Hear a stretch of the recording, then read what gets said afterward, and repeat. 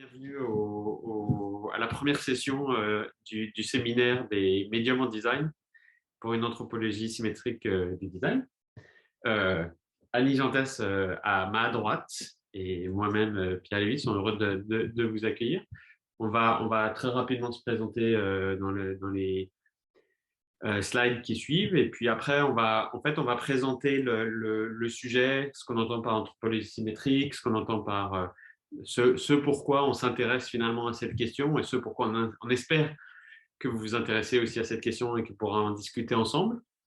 L'objectif vraiment là, je pense, autant aujourd'hui que dans les sessions dans les semaines qui viennent, est un séminaire ouvert, c'est-à-dire que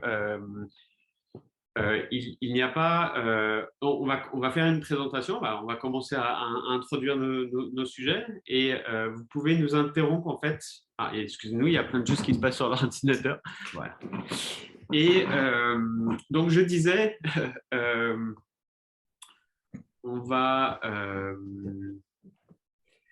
On va présenter donc on va dérouler en fait un peu les questions qui nous intéressent d'accord. Et vous pouvez nous interrompre à n'importe quel moment.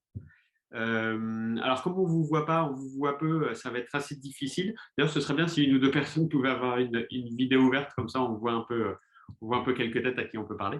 Mais si vous avez une question ou si vous avez un commentaire ou si vous voulez enrichir finalement la discussion, enfin si vous avez grosso modo quelque chose à dire, vous gênez pas de nous interrompre à n'importe quel moment et de commencer une discussion.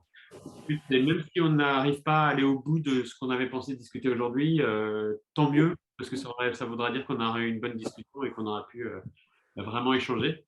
Dans la même idée, si vous avez des sujets ou des choses que vous voudriez présenter, vous êtes plus que les bienvenus de nous en parler. Et puis on s'organisera pour vous trouver une date et l'annoncer pour que ce soit tout bien organisé. Comme vous l'avez vu probablement dans le email qu'on a envoyé à la recherche en design, à la mailing list recherche en design, il y a une page web où on va mettre déjà ces vidéos en ligne une fois qu'elles auront été éditées et le programme mise à jour à chaque fois qu'il y aura une mise à jour à faire. Donc là, on a un programme prévisionnel. D'ailleurs, pour l'instant, on a aussi rajouté des dates d'autres séminaires amis, de nos amis, donc qui sont les conférences Design Art et Art et média. Art et Média. Voilà, ça, je peux peut-être en dire un mot, Voilà. de Paris 1. Donc, l'idée, comme vous l'avez vu, c'est que donc, moi, je suis à CY École de Design, que Pierre est au CNAM, et qu'on s'est dit que dans Paris, le problème, ce n'était pas l'activité intellectuelle qui manquait, c'est qu'il y en avait un peu trop. Et donc, on a décidé de réunir nos efforts, aussi avec la chaire Design et Soins, Design and Care, avec Cynthia Fleury, qui est sur le même créneau, mais qu'on ne va pas du tout parasiter, puisque en fait, les créneaux où Cynthia et Antoine Fenoglio présentent leurs travaux de recherche sont en fait les mêmes créneaux que les nôtres, mais voilà, nous, on n'en aura rien de programmé à ces moments-là.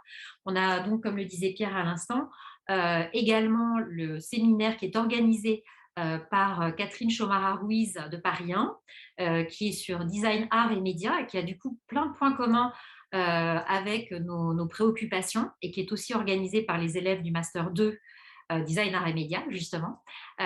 Donc là, pareil, on laissera, entre guillemets, la place pour nous avoir la possibilité de participer aussi à leur discussion. Voilà. Donc c'est un peu un point de rencontre, ce séminaire, pour essayer non seulement de l'ouvrir à vous, qui seriez intéressés pour présenter vos réflexions, et puis pour partager aussi un temps, un espace de parole avec donc déjà le CNAM, CY et Paris 1, mais et plus si affinité. Voilà. Voilà, si déjà il y a des, euh, des commentaires comme ça, n'hésitez pas. Hein, s'il y a, n'hésitez pas à nous interrompre donc à n'importe quel moment et on engage des discussions plutôt qu'avoir des longs monologues dès que cela est rendu est possible. En parlant interrompre, Comme en fait, pour le moment, on vous a mis plutôt en silencieux parce qu'il y avait des bruits comment dirais-je, de papier ou de je sais pas trop quoi. J'espère que vous pourrez vous remettre votre micro. Bon, parce qu'en fait, quand les gens lèvent la main, c'est super civil, mais en fait, quand on est plongé dans ce qu'on raconte, on voit rien. Donc, mon conseil, hein, c'est shout. Voilà. Donc, et puis surtout, si on peut vérifier qu'une fois que je vous ai coupé le sifflet, là, est-ce que vous pouvez le reprendre? C'est ça qui me. Voilà. Je ne sais pas si Dorian, tu veux faire un petit essai, voir si on. Oui, vous m'entendez? Eh ben C'est super. parfait. Top, merci. Donc chacun peut reprendre son micro pour vraiment nous interrompre. Et puis pour le moment, ben, étant donné que vous pouvez être en train comme nous, hein, de boire une tasse de thé, et ben voilà, vous pouvez couper vos micros en attendant. Et voilà. Et puis si vous tournez, vous pouvez tourner vos caméras, comme ça la discussion sera plus simple. Est-ce que je peux enlever ça? Parce que ça, c'est partagé. Ça fait partie du partage d'écran Aucune idée. Non. Ok. Et ben, on va se présenter.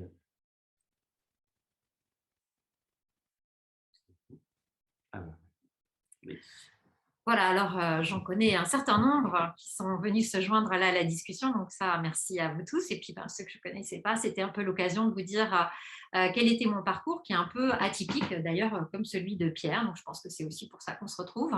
Donc moi, je suis angliciste et d'ailleurs, j'ai fait mon mémoire de maîtrise à l'époque, c'était un M1 sur Le Seigneur des Anneaux. Et derrière ça, j'ai bifurqué sur les sciences de l'information et de la communication, puisque j'ai fait une thèse ensuite sur la communication publique, donc la communication de l'État. Donc quelque chose qui était entre la communication publique et les sciences politiques. Finalement, j'ai fait une habilitation à diriger des recherches sur en fait ce qui avait traversé mes intérêts sur ces différents terrains, qui était la façon dont les gens, que ce soit en littérature, en art, mais aussi dans les pratiques de type de communication, comment est-ce qu'en fait les différents acteurs inventaient, étaient créatifs, concevaient des campagnes, concevaient des messages. Et donc une perspective à travers tous ces travaux, vraiment sur cette question de la conception et de la créativité, on va dire, en pratique. Et puis, bah, pendant plus de 20 ans, j'ai été professeure à Télécom Paris, donc à l'École nationale supérieure des télécommunications, et j'avais créé le Co-Design Lab, que certains d'entre vous connaissent bien, parce que ce qui m'intéressait au cœur d'une école d'ingénieurs, c'était aussi de comprendre bah, comment toutes ces inventions techniques se faisaient, d'abord avec effectivement des ingénieurs, mais aussi pratiquement dès le départ en collaboration avec des chercheurs designers qui justement collaboraient à cette émergence de technologies. Et puis, ben, plus récemment, donc depuis octobre, depuis la rentrée, donc, eh ben, je suis la directrice de la recherche d'une nouvelle école de design qui a été créée par l'université de Cergy.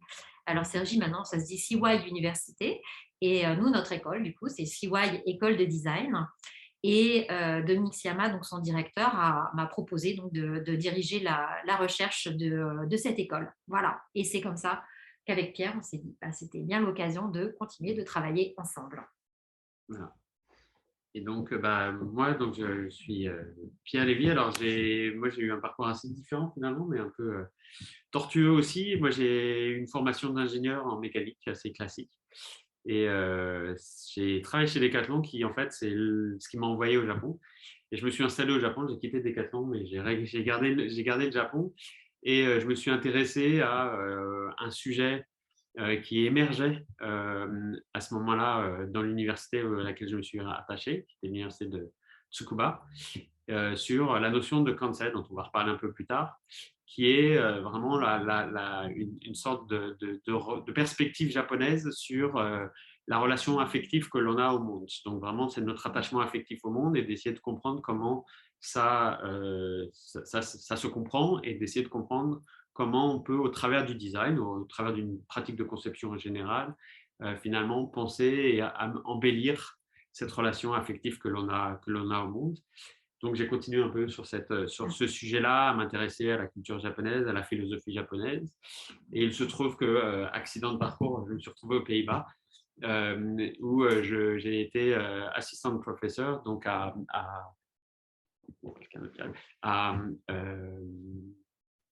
l'Université de technologie de Eindhoven, où pour le coup, le design s'intéressait surtout à ce qu'on appelle les objets intelligents, donc les objets capables d'un certain comportement par rapport à une information qu'ils ont de leur environnement. Et donc, on a aussi commencé à parler de matérialité numérique, on a commencé à parler de relations, de relations homme-machine, mais machines intelligentes, et essayer de comprendre finalement, pour moi, comment cette relation affective changeait à partir du moment où les objets pouvaient agir, ce qui change considérablement la relation qu'on a avec le monde.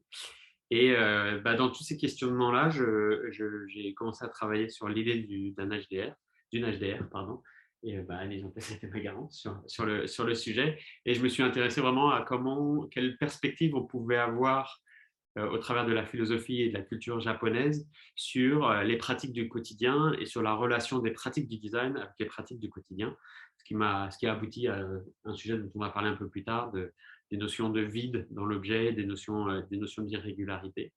Et puis, moi, depuis la rentrée de septembre de cette année, je suis professeur du Conservatoire national des arts et métiers et titulaire de la chaire Design Jean Prouvé. Alors, j'insiste beaucoup sur ce nom, Design Jean Prouvé, parce que toute l'histoire, tout ce que représente Jean Prouvé dans l'histoire du design en France, et j'espère sera apporté par cette chaire. Et donc, je vais m'intéresser non pas uniquement au savoir-faire, au métier d'art et au design, et à la création, mais aussi à l'implication politique, l'implication sociale et l'implication éthique de ces questions. Voilà. Alors voilà, donc on vous a fait des promesses. Alors on s'est dit, comme tout bon élève, hein, vous pouvez imaginer, il faut peut-être qu'on propose des définitions.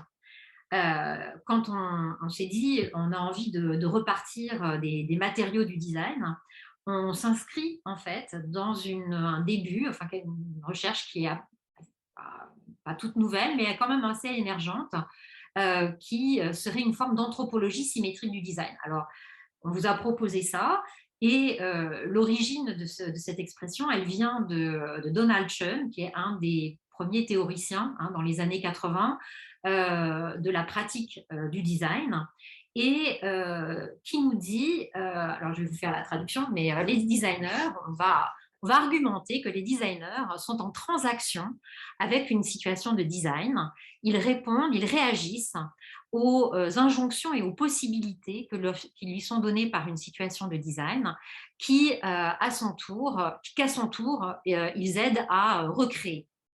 Et donc, on voit dans cette citation qu'il y a un début de réflexion sur quelque chose qui a beaucoup, on va dire, intéressé la communauté de recherche en design, c'est-à-dire l'agentivité des matériaux. C'est-à-dire qu'est-ce que les matériaux nous font, et pas simplement ce que l'on fait avec les matériaux.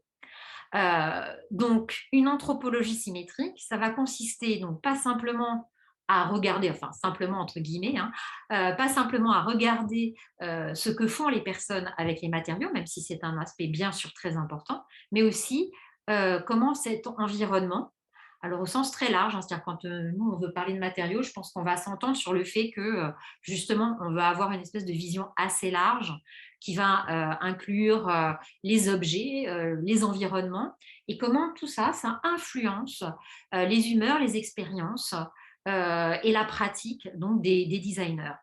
Alors, évidemment, en France, un des principaux porteurs de cette symétrie anthropologique, enfin cette anthropologie symétrique, c'est Bernard Latour. Mais en fait, on se rapproche un tout petit peu plus d'anthropologues comme Jeanne Favre-Sada. Ça, mes doctorants et ex-doctorants, anciens doctorants se rappellent que pour moi, c'est un texte assez important, celui de la sorcellerie dans le bocage. Alors, vous allez me dire, quel rapport avec le design? Bonne question. Et ben, dans la sorcellerie dans le bocage, ce qui va intéresser Jeanne Favre-Sada, c'est de savoir comment est-ce qu'on est affecté. On est affecté par des mots, par des situations, par des expressions aussi. Et ce qui fait que, un peu contrairement, on va dire, à l'anthropologie symétrique de Latour, tous les énoncés n'ont pas tout à fait la même valeur. hein. C'est-à-dire que de dire le chat est dans la pièce n'a pas tout à fait la même valeur pour les acteurs qui le disent que j'ai parlé à ma grand-mère décédée. Voilà, donc tout ça pour dire que on va vraiment s'intéresser donc à cette façon dont nous sommes affectés, dont les designers sont affectés par leur environnement, comment est-ce qu'ils sont comment est-ce que les matériaux leur font des propositions, sachant que évidemment, enfin, on ne fait pas tout à fait un cours de fou furieux, donc on sait très bien que l'agentivité des matériaux, c'est pas tout à fait la même chose que l'agentivité des êtres humains, donc tout va bien. Voilà, donc là, vous avez quelques petites références euh, qui sont très utiles. Le dossier qu'a fait Marine Knobuler sur affecter, être affecté, moi, à mon sens, peut donner pas mal de pistes sur cette question de l'anthropologie symétrique et pragmatique. Moi, alors d'une façon plus concrète, en fait, dans ma pratique, ce qui m'a en fait finalement attiré vers cette question de la symétrie, d'anthropologie symétrique que je ne connaissais pas il y a encore quelques mois en tant qu'expression, j'ai retrouvé beaucoup de ce que j'ai étudié au travers de ce dont je parlais tout à l'heure du Kansei, donc qui est encore une fois un regard culturellement très prononcé japonais sur la relation affective que l'on a au monde. Alors, je pense que des gens trouveront des similitudes dans les cultures asiatiques en général. Et moi, je me suis particulièrement intéressé à cette culture japonaise dans laquelle aussi il y a toute une discussion autour des métiers d'art, autour du faire et de la tradition japonaise qui est très riche en termes de réalisation d'artefacts physiques et qui discutent vraiment de la façon dont ils sont faits et de la façon dont ils sont utilisés et de cette relation finalement qu'il y a entre l'artisan et l'usager et comment cela en fait contribue à la culture et à la société japonaise. Là, j'ai juste mis une sorte d'exemplification des études que j'ai faites. Alors, c'est ce que j'ai appelé l'architecture Kansei, qui est en fait inspiré d'un travail d'un autre chercheur, architecte pour le coup, mais Kawasaki, mais qui ne l'a pas exactement appelé comme ça. Cette architecture, donc cette façon de décrire finalement un objet sur 3 niveaux différents, exprime vraiment la relation qu'il y a entre l'objet en création et le rôle et la relation qu'il y a avec l'artisan, celui qui le fabrique, l'objet en usage, qui est une autre forme, on le verra plus tard, mais qui est une autre forme de conception, donc à partir du moment où il y a de l'appropriation, mais qui est donc aussi la relation entre l'usager et l'objet. Je ne suis pas sûr de ce terme d'usager d'ailleurs, mais je pense qu'il y aura discussion et elle est la bienvenue. Mais j'aime pas le terme d'utilisateur non plus, donc je suis toujours à la recherche d'un terme. Et donc, en fait, finalement, comment ces relations qui sont discontinues, hein, il y a le moment de la conception et puis le moment de l'usage de la pratique du quotidien, ont une forme de continuité au niveau de l'objet. Donc, ce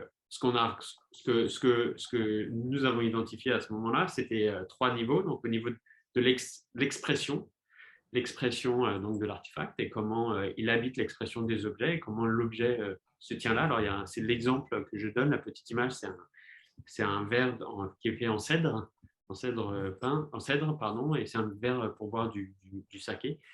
Et un des exemples, c'est tout ce qui tourne autour de ce qu'on appelle kime, qui est la maîtrise des matériaux, des formes et des textures. Et là, on voit vraiment que l'objet en lui, la façon dont il s'exprime tout seul, est assez éloquente et réfère énormément à sa matérialité. Et on peut deviner que la texture est tout à fait parle tout à fait autant dans la façon dont l'objet a été fait que dans la façon dont l'objet peut être manipulé pour effectivement boire le saké. Il y a aussi un autre aspect à regarder, c'est le geste. Donc autant le geste du créateur, hein, de l'artisan, que celui de l'utilisateur. J'ai utilisé le terme utilisateur. Comme exemple, comme terme qui exemplifie bien cette dimension, c'est le terme de Olu. Alors, Olu, vous le connaissez probablement au travers du mot origami, origami en français dans le texte. Donc, ce qui veut dire le papier plié. Hein. Donc là, Olu, qui parle de la pliure ou de la courbure de l'objet et de comment elle exprime quelque chose. Puisqu'en fait, là, en Occident, on parle vraiment d'une déformation, on enlève, on colle, on ajoute du matériau pour former quelque chose. Dans la culture japonaise, il y a vraiment cette idée de courber, de plier. Alors, on ne plie pas vraiment, mais de courber finalement les objets pour leur donner une forme. Et le troisième, donc tout ce qui est autour du kokoro. Donc, alors, il y a un mélange en japonais. Le kokoro, c'est à la fois traduit par le cœur, mais aussi par l'esprit. Donc, cette relation aussi affective de la relation. Et le motai, qui est les valeurs essentielles transmises par l'artefact. Et là, on voit vraiment entre guillemets, alors, le terme n'est pas bon, mais la clarté, la pureté de cet objet-là qui est présenté. Il n'y a rien de caché, il n'y a rien de superflu. C'est lui comme il est, c'est lui comme il est présenté, c'est lui comme il est courbé pour servir en tant que verre pour boire du saké. Et tout cet usage-là, en fait, tout cet objet-là vraiment communique un certain nombre de valeurs, communique un certain nombre de réflexions qui ont pu avoir lieu autant dans la culture que dans le geste de l'artisan pour refléter donc cet attachement qu'on peut avoir autant dans le faire que dans l'usage au quotidien. Et donc, il y a vraiment cette idée, je pense, là, d'anthropologie symétrique. Puisqu'en fait, l'objet ici est porteur de toute cette relation qu'on peut avoir à la fois au monde et à l'artisan si on est l'utilisateur et à l'utilisateur si on est l'artisan. Donc, il y a vraiment toute cette complexité qui est continue au travers de la matérialité de l'objet. Ce que je trouve très intéressant, là je fais juste un petit insert, comme vous le comprenez, on a vraiment de la chance de pouvoir travailler avec Pierre parce que c'est pas tant pour dire voilà on va faire un cours sur la philosophie japonaise qui pourrait en soi avoir évidemment un intérêt, mais c'est aussi parce que ça nous permet de redonner d'autres mots ou de repenser des équilibres. Et je pense que du coup s'appuyer sur cette architecture Kansei, encore une fois, même si on ne va pas utiliser ce terme-là parce qu'on ne se sent pas, voilà, si on ne se sent pas l'utiliser parce qu'on ne comprend pas toute la philosophie qu'il peut y avoir derrière, je pense que c'est voilà, c'est une limite, mais c'est aussi une ouverture, c'est-à-dire que je pense que aussi ce qu'on a voulu proposer avec Pierre, c'est aussi un décentrement, c'est-à-dire ne pas être nécessairement uniquement, et ça je le dis pour ceux que ça intéresse et qui auraient envie justement, et je sais par exemple que Estelle Berger, elle fait ça beaucoup, puisqu'elle travaille sur le yoga, sur des formes de présence au monde, de présence à soi, qui sont, voilà, et de quelle façon ça peut nous renseigner sur quelque chose qui a à voir avec justement le design. Donc je pense que c'est très intéressant aujourd'hui, on est à un moment assez merveilleux où en fait on peut tout à fait voilà, regarder ce qui dans d'autres cultures nous permet de repenser justement à la fois le design, la conception, l'utilisation, le dialogue finalement in absentia, comme on dit, en absence entre celui qui conçoit puisqu'il n'est plus là, mais qui est porté d'une certaine façon par l'objet, et celui qui va se servir de l'objet, du service, de l'artefact, du dispositif. Enfin voilà, on ne va pas nécessairement se limiter aux objets. Ça, je pense que c'est aussi un aspect important. Donc, pour revenir sur ce qu'on va entendre, nous, par médium, et on va y revenir un petit peu plus clairement, c'est que ce qui nous a vraiment intéressés, puis on a fait tout un travail avec Dorian Roenkrüller et puis avec Estelle Chaya, on a créé même une sorte de jeu qui s'appelle Drop Dead Design, mais parce qu'en fait, ce qui nous intéressait, c'était de repartir de tous les matériaux, enfin de tous les starting points du design. Et donc, alors à la fois des matériaux, on va dire, tangibles, qui peuvent être aussi bien du son, et j'ai vu que Nicolas Misaris était parmi nous, et donc voilà, c'est très intéressant pour nous de questionner justement, on va dire, ce qui se fait aujourd'hui en recherche en design en partant du son. Euh, et, euh, et en se disant, ben voilà, quels sont les points communs, quelles sont les différences. Enfin, on n'est plus du coup dans du vocabulaire, on n'est plus dans l'image, on n'est plus dans du prototypage, on va dire, au sens manuel du terme. Mais voilà, qu'est-ce que ça signifie de passer sur des dimensions sonores. Donc ça, c'est son sujet de recherche, donc c'est très intéressant. Puis je pense qu'il va nous présenter ça dans une session prochaine. Voilà, donc nous, ce qui nous intéresse, c'est de se dire, à partir de comment est-ce qu'on considère tous ces matériaux du design, qui sont aussi bien tangibles, et encore une fois au sens très large du terme, et symboliques, c'est-à-dire comment est-ce qu'ils font sens, ces matériaux. Pour cela, on les a inclus dans une réflexion culturelle. C'est-à-dire, pour nous, ces matériaux, ils sortent de la culture. Alors, quand on dit la culture, c'est aussi bien ce que vous trouvez dans la rue que ben, voilà, d'autres objets, que des pratiques, que des discours. Hein, donc, c'est tout cet environnement qui va nous servir de ressource, enfin, qui va servir aux designers, aux concepteurs, comme forme de ressources. Et quand ils vont produire leur nouveau système, leur nouveau artefact, voilà, leur nouvelle X, comme dirait Anne-Françoise Schmitt, qui est avec nous aussi et qui est une philosophe des sciences et qui a beaucoup réfléchi justement au design, eh bien, c'est de se dire comment est-ce que ça va réintégrer la culture, c'est-à-dire comment est-ce que on va pouvoir, cet objet-là, il va refaire sens, alors que c'était un inconnu jusque-là, c'est-à-dire qu'il pouvait être semblable, mais il introduit quand même une différence, et cette différence, comment est-ce qu'elle est appréciée? Et donc ça, c'est ce que dit Pierre quand il s'intéresse dans la partie du Kansai, à cette façon dont les personnes vont y retrouver des valeurs, vont y retrouver un rapport au monde qui leur correspond. Hein. Donc ils vont retrouver une forme d'authenticité, même si encore l'objet qui leur est présenté est différent de ce à quoi ils avaient l'habitude. Voilà. Donc pour nous, l'idée, c'est qu'il y a tout un mouvement qui part de la culture, donc qui va, on va dire, sortir des éléments de cette culture pour travailler dessus. Donc tous ces éléments, ça peut être ce qu'on va appeler nous les matériaux ou les médias du design, pour qu'ensuite, dans un autre mouvement, et c'est ça qui nous intéresse aussi, pour que ce soit réintroduit dans la culture, avec justement toutes sortes de préventions au final. Hein, Dorian, dans sa thèse, parle de tact, hein, c'est-à-dire comment est-ce qu'on va réintroduire des nouvelles choses avec tact. Qu'est-ce que ça veut dire, cette notion de tact?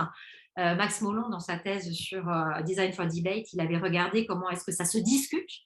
Hein, donc, ça se réintroduit en culture, mais ça peut se discuter. Voilà, c'est autant de façons de penser ce rapport entre on s'extirpe de la culture pour fabriquer et on réintroduit dans la culture par voilà, de différentes manières. Attends, là, du coup, je n'arrive plus à cliquer.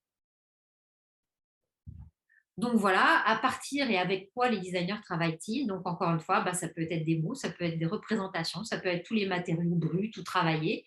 Et puis tout ce que j'irais appeler, enfin ce qu'on pourrait appeler des ensembles complexes, qui vont des théories, parce que je pense, enfin on est tous les deux là justement pour essayer d'explorer cette piste-là, mais qu'on avait entamé d'ailleurs avec Anne-Françoise Schmid aussi, c'était de dire que en fait le design, c'était pas simplement d'être pluridisciplinaire, hein, qui était important, parce que le design est pluridisciplinaire, mais c'était aussi comment le design faisait bouger aussi les disciplines, voilà, par voilà, des prises dans certaines disciplines assemblées à d'autres, et que c'était ça aussi qui était intéressant, on va dire, dans la perspective plus large de qu'est-ce que ça veut dire que de concevoir dans l'espace des sciences. Voilà, et donc ça, c'est un objet complexe, une discipline, évidemment, et une machine, un outil. On peut aussi commencer à designer à partir d'une machine, pousser la logique d'une machine pour voir jusqu'où elle peut aller. Sophie Fétrault, qui a beaucoup travaillé donc à Paris 1, qui a travaillé sur ces questions d'impression 3D, et bien justement, elle s'est intéressée à la diversité des productions à partir de ces machines-là. Hein. C'est-à-dire comment est-ce qu'on pousse ces machines-là. Et c'est un travail sur lequel aussi Pierre a travaillé et dont il pourra vous reparler en mentionnant enfin, justement cette dimension de l'irrégularité. Alors pourquoi est-ce qu'on est arrivé au médium? Eh bien parce que même si on est bien d'accord que art et design, ce n'est pas tout à fait la même chose, eh bien on a beaucoup à apprendre, je pense, de l'art. Et moi, j'ai beaucoup appris justement avec ce master qu'on avait créé avec Pierre-Damien Huyghe à l'époque et Anne-Marie Duguay. Parce qu'en art, le médium, c'est quelque chose qui est étudié depuis très longtemps, en fait. C'est vraiment un des, on va dire, fondamentaux de la réflexion sur l'art, qui sont d'abord effectivement des matériaux. Et en particulier, il y a un texte célèbre de Clément Greenberg sur le modernist painting, qui date quand même de 1960 et qui va essayer de définir ce que c'est que la peinture moderne, bon, voilà, à partir d'un certain nombre comment dirais-je, voilà, de propriétés qu'auraient voilà, qu'auraient ces artistes de la modernité à travailler, on va dire, le médium lui-même. Mais bon, on ne va pas rentrer dans ce débat. Nous, ce que ça nous a suggéré, en fait, cette leçon de l'art, c'est que effectivement un médium, effectivement, c'est déjà un plan du réel, c'est tangible. On les met en tension, on les compose, on les recompose. Et l'art et le design rendent toujours compte de leur validité par la configuration qu'ils font entre les différentes manipulations des médiums, leur arrangement et leur composition. Donc en fait, quand on design, il y a toujours quelque chose qui est de l'ordre de cette revendication de la forme, de la manipulation qu'on a eue des différentes composantes tangibles. Et donc, c'est un espace qu'on peut considérer de façon autonome, hein, c'est-à-dire quelles sont les inventions formelles, quelles sont les propriétés, les dimensions mécaniques, visuelles, haptiques, sonores. Mais aussi, et c'est ça qui est très intéressant, c'est qu'en art, quand on parle de médium, on parle aussi de l'histoire. Parce qu'on va dire, bah, mon médium, c'est la peinture. Et donc, si on dit c'est la peinture, eh bien, c'est une forme de métonymie, hein, c'est-à-dire on est en train de dire que la peinture, qui est donc un aspect, hein, enfin un matériau, va valoir pour la totalité d'une activité. Ça, c'est très intéressant parce que ça veut dire aussi que l'art, et je pense aussi le design, mais c'est une hypothèse qu'on pourra discuter avec vous, se situe justement dans cette histoire des pratiques des matériaux. Autrement dit, un matériau fait sens, parce que derrière, il y a toujours l'histoire de ces utilisations qui font que on va pouvoir dire ah bah le marbre, oui, bah, le marbre, ça remonte aux Grecs et aux Romains, donc évidemment, ça n'a pas tout à fait les mêmes connotations, on va dire, que le digital ou le plastique, pour plein de raisons, mais entre autres parce que leur histoire est différente. Voilà, donc ça, je trouve que c'est intéressant, cette leçon de l'art, voilà, de se dire qu'il y a toujours eu cette signification historique et symbolique. Et alors, pourquoi est-ce que c'est une question de recherche en design? Bah, en fait, on n'avait pas nécessairement l'impression de trouver la nouvelle théorie de la relativité, mais en fait, il y a peu de questionnements aujourd'hui, hein, c'est pour ça je pense que c'est une bonne question de recherche, il y a peu de travaux finalement aujourd'hui sur cette agentivité, sur cette question du médium dans la recherche en design. Je ne dis pas qu'il n'y en a pas, je dis qu'il y en a peu. Et la raison, et c'est voilà, il faut un temps pour tout aussi en même temps, hein, c'est pas un défaut, c'est juste que tous les débuts de la recherche en design se sont vraiment intéressés à ce que faisaient les designers. Donc c'était une focale, hein, je crois qu'on peut dire ça, Oui. sur les activités. C'est toute l'histoire du design. C'est exactement. C'était vraiment un accent mis sur, mais ça veut dire quoi voilà, quelle est l'activité, quelles sont les activités des designers, leur process, leur raisonnement logique. Voilà, on a par exemple toute une discipline qui s'est montée là-dessus, hein, sur comme l'ergonomie de la conception, parce que on va se dire, mais finalement, c'est quoi ce travail de la conception, hein? On s'est intéressé aussi à la place du design comme activité sociale dans les organisations. et puis comment est-ce qu'elle associait d'autres personnes du coup, hein. Donc, tous les champs de collaborative design, participatory design, mais aussi le design thinking qui s'est dit, mais voilà, il y a quand même quelque chose à penser du design, le design management aussi, hein, avec ici en France, avec les travaux de Brigitte. Voilà, Borga de Mosota. Donc, des gens qui vont s'intéresser à ce que cette pratique transforme des relations entre, enfin, voilà, de la production de valeur dans l'entreprise, mais aussi comment cette production de valeur, elle peut être mise en œuvre avec des utilisateurs potentiels, ou en tout cas des parties prenantes de la question de design. Évidemment, il y a eu beaucoup de recherches sur les théories de la créativité, donc plutôt issues de la psychologie, pour savoir effectivement quels étaient les moteurs de cette créativité. Et puis, bah, bien sûr, on s'est tout de suite vraiment intéressé à se dire, ouh là là, mon Dieu, mais si on sait tout ça sur le design, comment est-ce qu'on va l'enseigner, hein? Et là, bien sûr, il y avait des choses qui étaient plutôt issues, voilà, aussi d'une grande histoire du design et des arts appliqués, puisqu'il s'agissait de se demander ben, qu'est-ce que ça veut dire d'avoir un geste, comment est-ce qu'on se situe dans une grande tradition, quelles ont été toutes les productions qui ont été faites et comment est-ce qu'il faut apprendre à manipuler, à travailler toutes ces matières pour fabriquer des tonnes de choses qui vont des bijoux en passant par les vêtements, en passant par des trains et en arrivant voilà, à toutes sortes d'artefacts.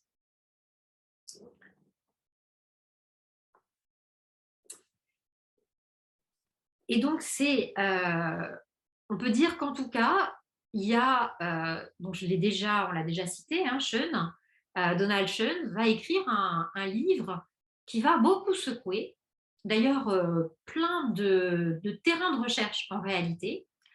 Son livre, c'est sur le Reflective Practitioner. En fait, c'est un livre qui va vous parler autant du thérapeute dans sa cure psychothérapeutique, que des gens qui sont gestionnaires de projets, que de designers. Et ça, c'est très intéressant parce que du coup, il va se dire, mais finalement, quel est le point commun entre tous ces gens-là?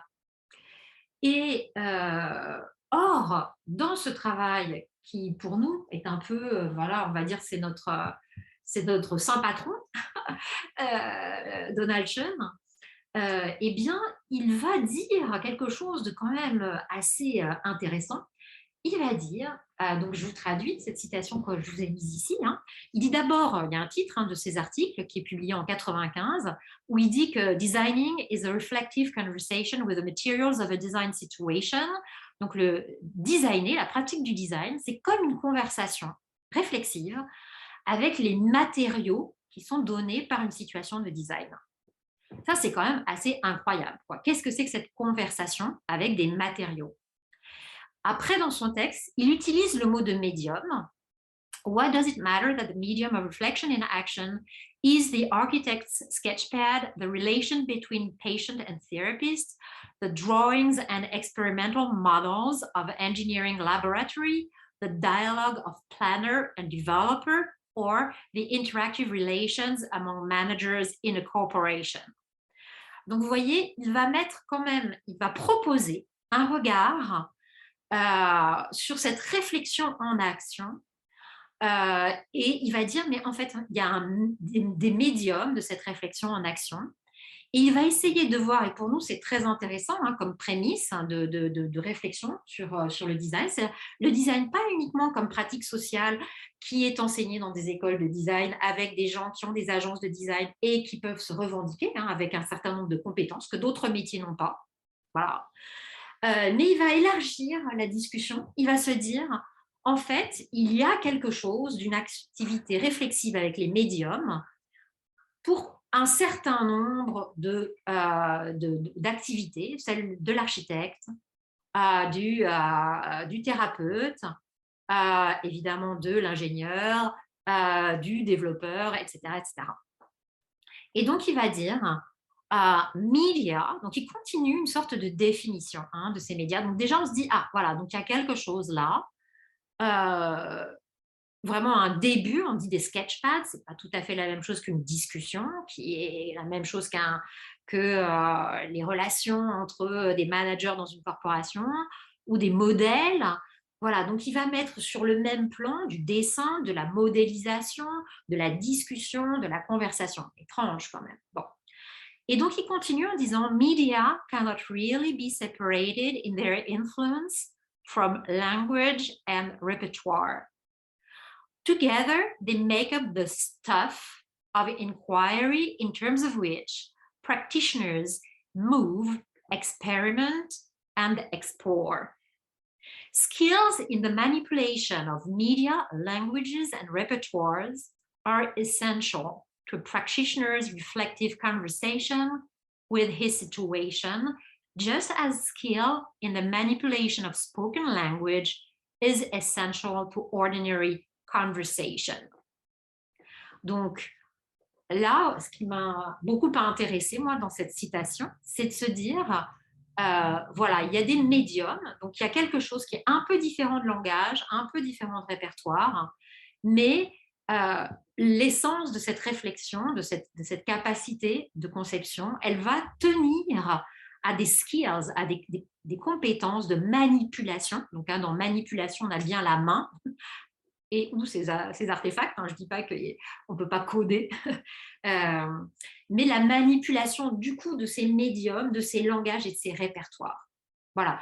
Donc pour nous, c'était d'un côté, on avait donc des textes dans l'histoire de l'art, de la critique d'art, qui étaient très intéressants sur cette notion du médium, de son historicité, des dimensions tangibles, de la façon dont il peut justement être composé, décomposé, recomposé. Et puis de l'autre, quelque chose qui nous dit, mais c'est ça qui nous permet de réfléchir. Donc ça, c'est ça l'essence, quelque part, du design. Alors juste pour vous dire, les textes qui vont inspirer Schoen, ils sont de deux ordres. Donc, en fait, il y a vraiment une filiation, vraiment une filiation de la pragmatique, ce qu'on appelle la pragmatique en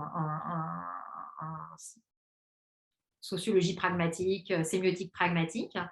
Donc, il connaît très bien Peirce, il connaît très bien Dewey, Schoen, et en particulier, alors il ne le cite pas beaucoup, il faut bien l'admettre, il cite beaucoup Dewey sur plein d'autres documents de Dewey, il ne cite pas Art as Experience, mais moi je fais l'hypothèse que, sachant qu'il a dû vraiment lire probablement tout Dewey, je pense qu'il a dû le lire aussi, et c'est très intéressant, là on ne l'a pas remis, les textes de Dewey qui parlent justement du médium et qu'est-ce que c'est qu'un médium. Mais c'est vraiment, alors la meilleure définition qu'on pourrait en donner, c'est un système de formation.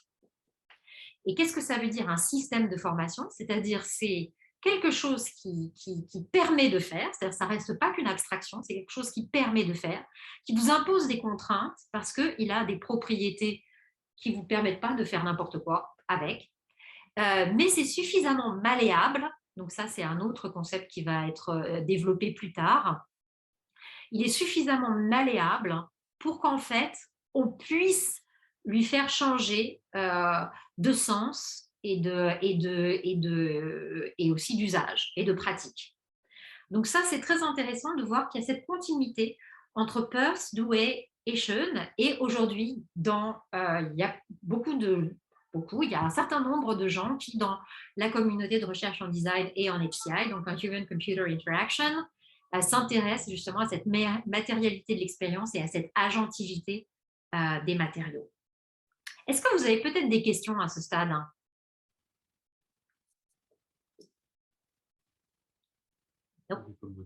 Non. Jusqu'ici, tout va bien. Je ne sais pas. So far. Question, ouais. Voilà. Hello. Non, c'est juste une question, un mot que je n'ai pas saisi. C'était un système, vous avez parlé d'un système de formation, de représentation, un système de formation. de formation. Et ça veut dire,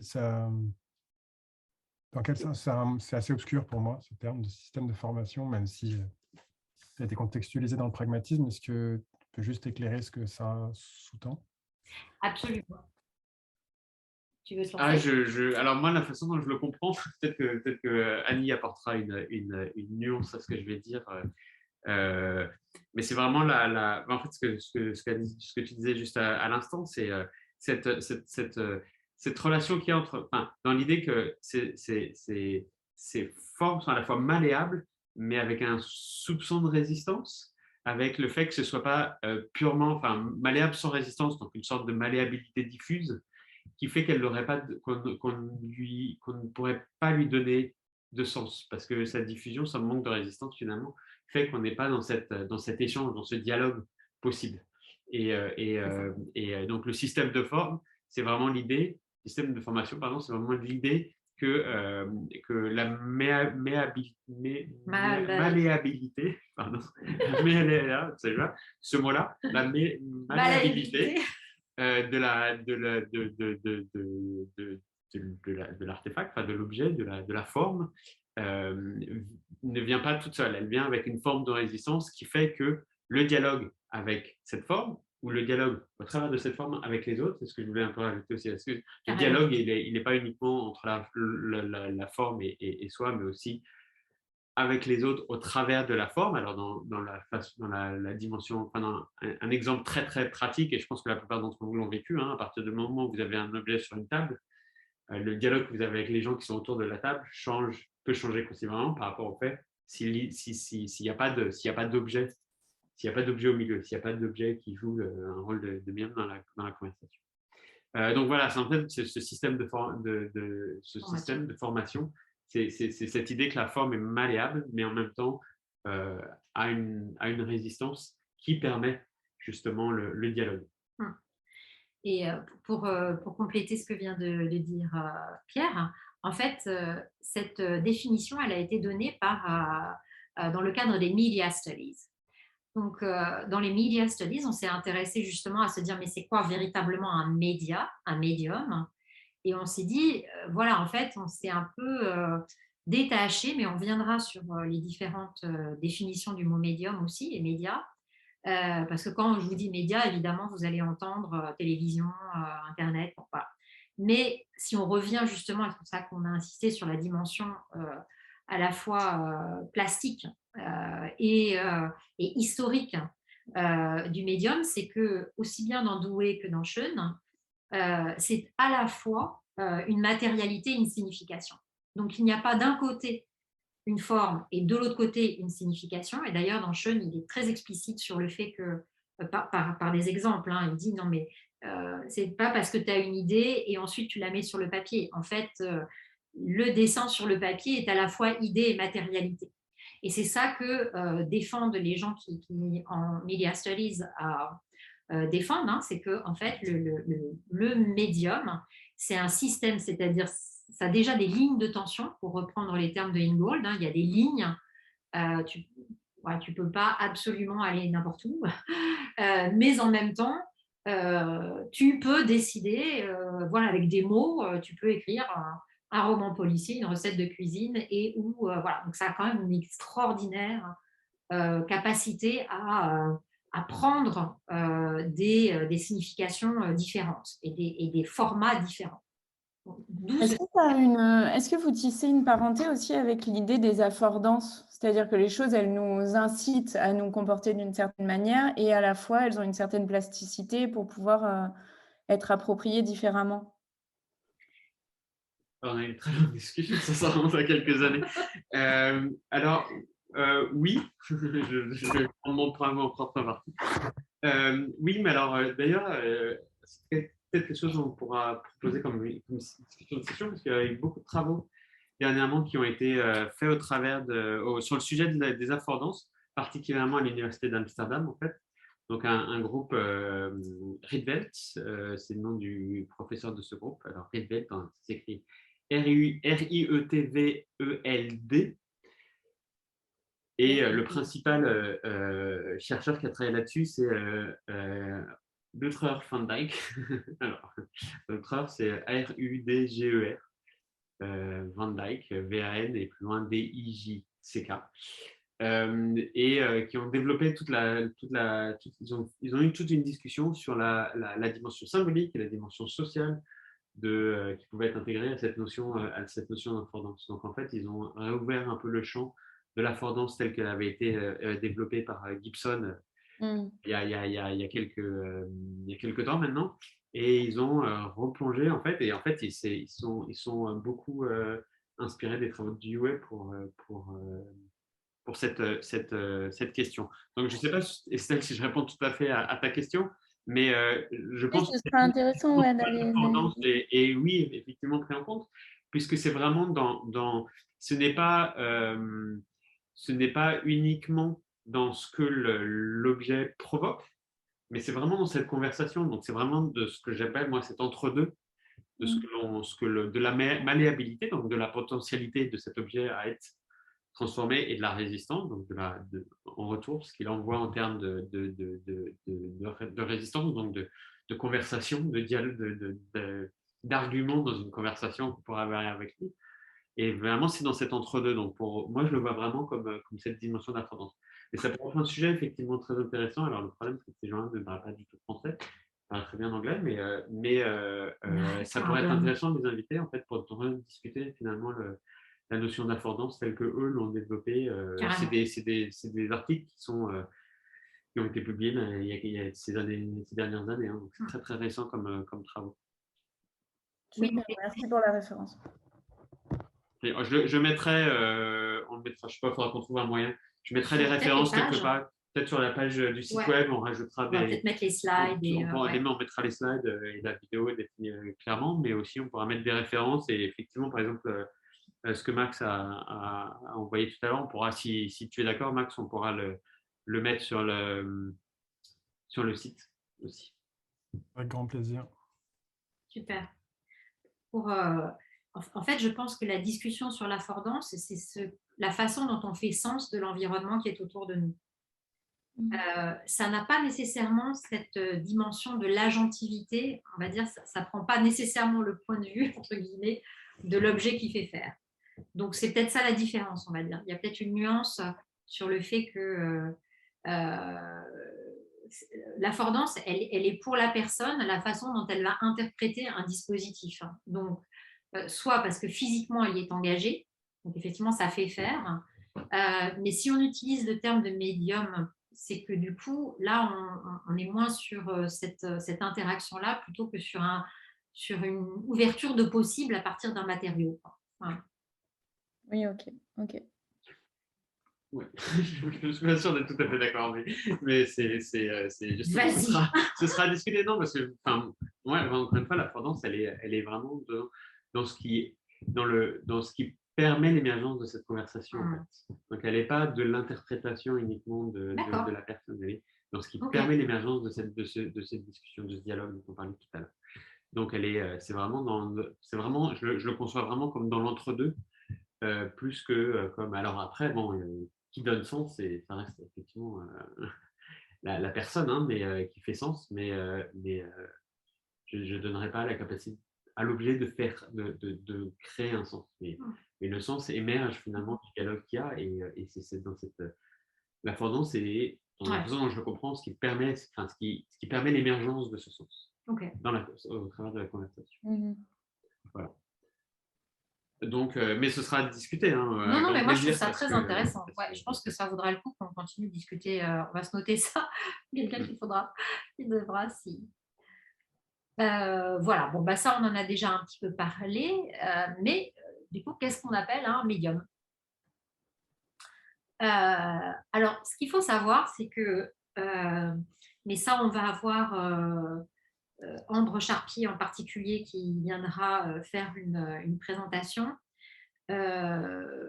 plutôt du côté justement d'un renouveau de la philosophie des médias, renouveau allemand de cette philosophie des médias, en particulier à partir de Kittler. Aux États-Unis, on a aussi cet écrit complètement improbable de Marshall McLuhan sur la question de, voilà, the media is the message. Et là, tout d'un coup, c'est un texte assez étrange, hein, et qui prend sens si, justement parce qu'il a vraiment forcé finalement les spécialistes des médias à se reposer la question de quoi on parlait quand on utilisait ce terme-là. Et en France, c'est en particulier avec les travaux d'Yves Jeanneret, qu'on sait, quand en particulier il a voulu poser la question des technologies de l'information et de la communication, parce que Yves, moi je l'ai connu quand il était à Télécom Paris, justement, et donc ce terme de technologie de l'information, technologie de la communication, ça posait des questions, à savoir, est-ce qu'on avait affaire à des médias, qu'est-ce qu'on voulait dire par information, pourquoi est-ce qu'on appelait ça technologie de l'information plutôt que médias. Et donc en France, il y a eu autour d'Yves Jeanneret des gens qui ont repensé justement cette circulation et ses propriétés à la fois qui permettent de la conception, de la création, mais aussi qui renforcent des problématiques politiques qui vont incarner des valeurs, etc., etc. Donc en fait, il y a, on va dire, depuis les années 90, dans le champ des media studies ou des sciences de l'information et de la communication en France, un travail pour recommencer à essayer d'analyser c'est quoi ce mot, quoi. Et sur quoi ça nous entraîne. Et Catherine Hales, par exemple, qui a beaucoup, alors elle a des titres absolument extraordinaires de livres, hein. My Mother with a Computer, Digital Subjects and Literary Texts. Donc elle a beaucoup travaillé sur la littérature, sur les nouveaux médias, justement, pour dire qu'est-ce que ça veut dire que de faire un texte avec de l'hypertexte. Donc elle a travaillé sur des notions comme ergodic literature, par exemple. Bon, ça nous entraîne un peu loin, mais globalement, tous ces gens-là, aussi bien dans une tradition plus aux États-Unis et en Allemagne et un peu en France, se sont dit, mais finalement, sachant qu'en France, il y avait aussi une réappropriation grâce aux historiens du livre, qui se disaient, mais en fait, le livre, c'est pas qu'un support de message, hein. Il y a toute une matérialité de c'est pour ça qu'on s'est mis avec des bibliothèques là. On s'est dit, il y a cette matérialité de l'objet livre, et donc c'est important de repenser, pas simplement, on va dire, le message, on va dire la signification, mais comment elle est incarnée, en fait, cette signification.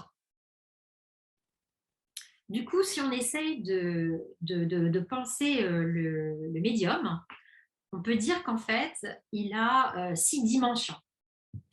Donc, il y a aujourd'hui, il y a en particulier Mitchell qui a repris beaucoup d'écrits sur les théories sur la médialité. Parce que si vous dites médialité, alors c'est super compliqué, hein, parce que là, je peux vous dire, avec les doctorants du Co-Design Lab, on a beaucoup cogité sur le terme qu'on devait donner, parce que si on vous dit médiatique, non, médiatique, non, on n'est pas des personnalités, voilà, on n'est pas des VIP de la télévision ou des gens avec des followers, hein, donc c'est compliqué de trouver des termes pour juste dire ça. Ce rapport médié au monde. Et donc, cette médialité, c'est plus une façon d'être au monde qui implique plusieurs choses. D'abord, une mise à distance du monde. C'est-à-dire, on peut être affecté de façon très, très directe et d'avoir des médias, c'est-à-dire d'avoir des mots, d'avoir des textes, d'avoir des images, d'avoir quelque chose comme des prototypes, des formes de représentation. C'est qu'à un moment donné dans le design, c'est ce qui nous permet de défixer de notre activité, de ne pas être pris dans l'activité du quotidien, justement, de prendre une certaine distance. Et on va dire que la théorie générale de la médialité, c'est cette mise à distance du monde. C'est cette mise un peu, on crée un espace de design. C'est très intéressant parce que si vous regardez les théories du jeu, par exemple, et dans les théories du jeu, on va parler du cercle du jeu. Et le cercle du jeu, c'est pour dire à un moment donné, ok les gars, là, on fait comme une espèce de parenthèse. Il y a bien des effets de réel, Si on joue, quand on était petit, on jouait aux gendarmes et aux voleurs, ben, on peut se faire tomber, on peut se faire mal, on peut rigoler. Voilà, il y a plein de choses du réel qui arrivent. On n'est pas complètement voilà, dans un monde fantasmatique et à s'imaginer être Napoléon avec une brosse à dents qui va nous servir d'épée nécessairement. Mais on sait qu'il y a une. Voilà, mais on met à distance ce monde. Donc, ça, c'est très important, cette mise à distance du monde, cette défixation. La deuxième dimension, c'est que c'est des formes sensibles et matérielles. Donc, il y a des propriétés physiques, mécaniques et expérientielles. Donc, c'est là que je trouve que c'est très important les catégories que Pierre exposait tout à l'heure du Kansei, parce qu'on voit bien qu'il y a quelque chose qui est de l'ordre du rapport complètement physique avec ces affaires-là, mais plus largement des émotions aussi que ça suscite. Du ressenti vraiment qu'on a par rapport à ces médiums sur lesquels on va travailler. Comme on l'a dit tout à l'heure, il y a donc une inscription historique et culturelle, c'est-à-dire que c'est situé dans le temps et dans l'espace. C'est-à-dire que vous savez, il y a toujours ce moment où on vous fait lire des livres sur le bleu. Le bleu n'a pas la même signification en fonction des différents pays, des différentes pratiques, etc. Très bien. Donc, on voit bien que notre rapport à cet univers des médias, il varie dans le temps et il varie aussi en fonction des pays, des cultures, voilà, des groupes sociaux. Ce qui d'ailleurs rend le travail du designer particulièrement compliqué, parce que le designer, c'est un virtuose des normes. C'est-à-dire qu'il va se dire « Ah oui, mais quelle inscription historique, culturelle donnée à mon objet ce qui n'a rien de neutre. Donc, il y a un travail de sémiotisation par les médias, c'est-à-dire que les médias font sens par eux-mêmes, mais aussi en relation avec les autres. Donc, il y a tout de suite médias et intermédialité. Ils sont toujours pris dans un processus de communication, c'est-à-dire qu'ils sont toujours partageables et partagés. Ils sont toujours entre nous. C'est ce que tu disais, Pierre, finalement, dans cette discussion qu'on a peut-être, ou ce que tu disais aussi, Estelle, par rapport à l'affordance. Si l'affordance, c'est aussi cette espèce de moyen que l'objet nous offre d'ouvrir en fait un espace partagé, eh bien voilà, là on est typiquement dans une théorie de la médialité qui va dire comment est-ce qu'on ouvre cet espace partageable. Et puis il y a une inscription politique, c'est-à-dire que justement parce qu'il a des formes particulières de circulation, on ne peut pas déplacer de la même façon du marbre et du papier. Eh bien justement, il n'a pas les mêmes dimensions d'inscription avec des enjeux de pouvoir et de légitimité aussi. C'est-à-dire qu'on ne va pas nous évaluer de la même façon des objets, des matériaux, des médias de la même façon en fonction de est-ce que c'est la télévision, est-ce que c'est un roman, est-ce que c'est une armoire, est-ce que cette armoire elle est dans un musée ou est-ce qu'elle est chez quelqu'un ou est-ce qu'elle se trouve dans un magasin, mais quel type de magasin. Et là tout d'un coup on réintroduit des questions beaucoup plus larges de société et d'économie et de politique en quelque sorte des matériaux ou des médias du design. Bon, je ne vais peut-être pas revenir sur tout. Là, j'ai toutes sortes peut-être vous avez déjà des questions là, un peu sur ces niveaux-là. Je ne sais pas si ça vous fait sens.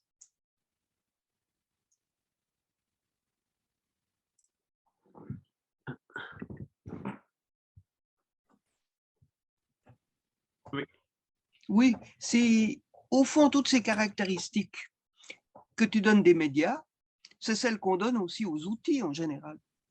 Oui. Oui. Je pense que c'est vrai que peut-être la définition auquel sont arrivés les gens s'intéressent justement aux médias, dans les media studies. Je ne sais pas si c'est une dimension instrumentale, mais en tout cas, il y a quelque chose d'opératoire. D'opératoire, oui. Voilà, d'opératoire par rapport comme dit Peirce, the clash of reality. Hein, c'est-à-dire le fait que quelque chose peut nous tomber sur la tête. Et donc, ouais. Est-ce que tu vois ce que je te montre là ou pas? non, Non, parce que ta caméra, elle n'est pas sur. elle est trop haute, la caméra. Elle pointe vers le haut. Voilà. Ah, voilà, ça c'est mieux. Alors, tu vois, c'est une collection de performances philosophie qui ne repose pas nécessairement sur Peirce et Dewey. Non. Tu vois, il y a maintenant, tu vois la couverture? Un petit peu plus, décale-le parce que là, on voit voilà. Voilà, super. Tu vois notre photo dessus? Ouais. Je sais pas si... Performance philosophie, tu vois. Et là aussi, c'est un rapport où l'expérience et la chose elle-même sont liées d'une certaine façon. Ouais. Comme dans Kimé. L'éditrice qui a choisi le nom de Kimé, qui est ce nom japonais dont on parlait tout à l'heure, c'est justement que ce rapport au matériau, tu as le matériau et le résultat en même temps. C'est ça. Quelque chose comme ça. Ouais, carrément. Est-ce que ça inspire d'autres réflexions ou d'autres remarques? Alors, en fait, moi, j'ai une question par rapport à ce qui vient juste d'être dit.